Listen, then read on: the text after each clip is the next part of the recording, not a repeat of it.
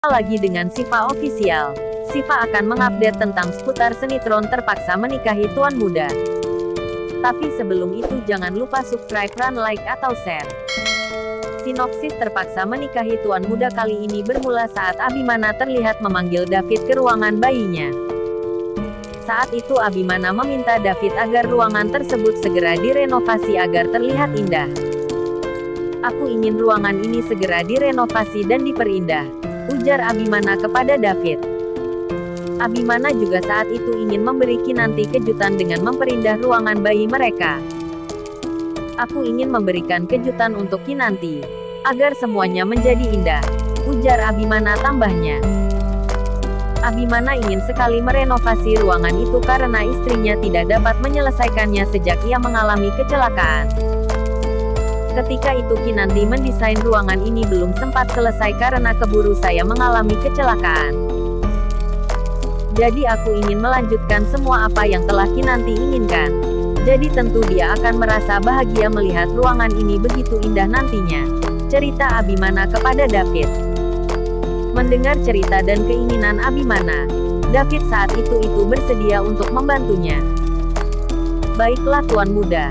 Saya akan melakukan apa perintah tuan muda," ujar David kepada Abimana. Mendengar David saat itu yang bersedia membantunya, Abimana pun merasa lega. Tak lama kemudian, Abimana mendengar suara Kinanti memanggil namanya di ruangan bayinya. Mengetahui istrinya datang, Abimana meminta David segera meninggalkan ruangan itu karena ia tidak mau acaranya berantakan. Abimana saat itu terlihat berpura-pura duduk kelelahan setelah merenovasi ruangan untuk bayi mereka.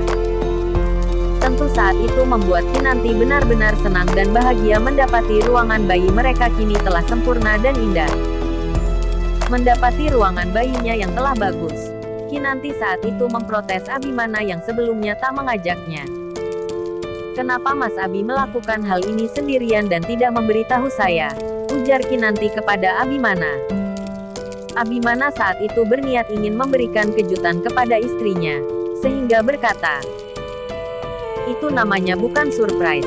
Jika aku memberitahu kepadamu tentang apa yang aku kerjakan dan berikan untukmu," ujar Abimana kepada Kinanti.